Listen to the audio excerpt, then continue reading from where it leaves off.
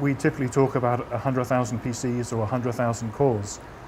This we can just, with some big effort, afford. If we were talking about 100,000 high-end workstations of the sort we were using in the 1990s, it would be on the sort of budgets that we could dream of. It was a big step away from supercomputers and mainframes to very inexpensive systems all cobbled together with some special networking.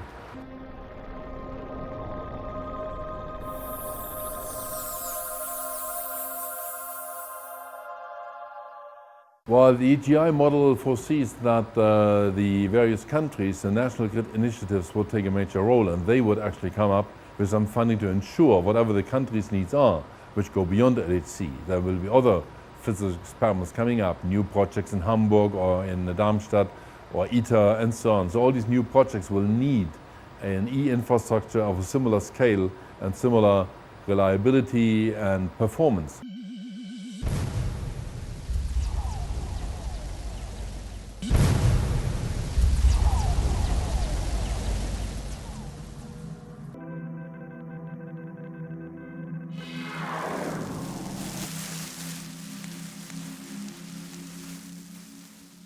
High energy physics is the group that makes the evolution of the middleware. So implements new things which many other clusters or many other communities are requiring just because it is pushed by high energy physics from the beginning. So basically what we will have to begin to deal with now is to see how things are going on because when we begin to take data. Something which I think is very challenging is how to see many different users trying to get access to the grid through the computing models of each experiment in a non-scheduled way. Because at this moment what we are doing is productions for the experiments in a very scheduled way. We know exactly how many jobs they are running, what is the expectations that they have, and we can manage a schedule of they want to do when they are working with simulated data and so on. But now we will have to begin to face things that many users all over the world, we will try to enter the grid maybe in a not completely scheduled way, and this is one of the challenges that we will have to face.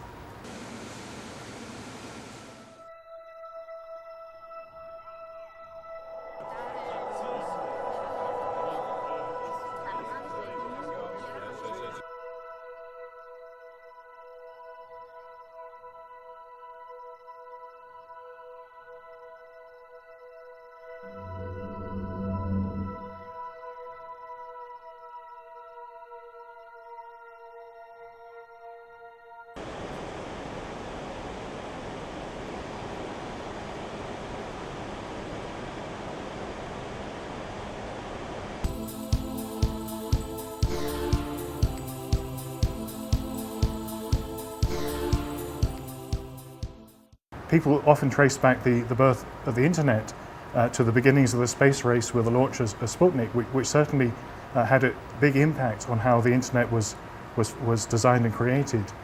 And it was the emergence of home PCs that led to a fertile ground for the web to take off. So we had standard internet protocols, we had PCs that people could afford. So this was a market which instantly found favor. Some 10 years later, well, closer to the end of the 90s, something similar happened, which in some ways gave birth to the grid, which was when we started using commodity supermarket PCs with Linux. So this allowed you to have vast farms of computers to do the equivalent of what mainframes had done a few years earlier. Taken all together, this gave rise to the birth of grid computing, which we now use as a virtual supercomputer to crack the most daunting of problems at a global scale. Well, once you'd shown what you could do, it was relatively easy to make the price-performance argument because the other computers were very expensive. So there were massive price, performance improvements. Things like a factor of 40.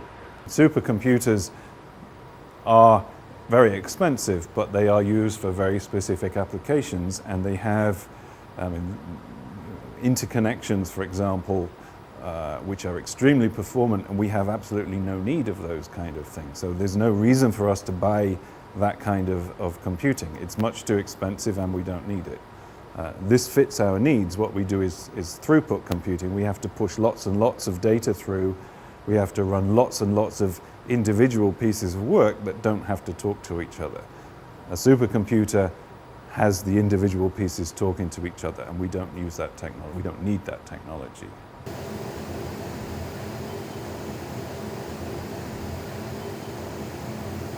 So I think one of the success stories is what's called the wisdom collaboration within EGE, where this is looking to speed up the process of drug discoveries.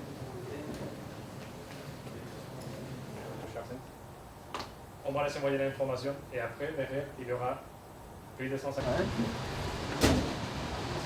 Avoir l'épargne téléphonique au lieu de rayonner, c'est pas la même chose. Now, if I now turn a bit more to the future, you may know that we have a plan, there's a project under preparation called EGI, the European Grid Initiative. Now, we will see what comes out of that, and of course, it would be ideal if whatever EGE has succeeded up to now, that at least this will be extended and converted in such a way that we have a reliable and sustainable infrastructure in the long term. Physics can only profit from that, and I would be extremely pleased if that would happen. In the longer term, your guess is as good as mine.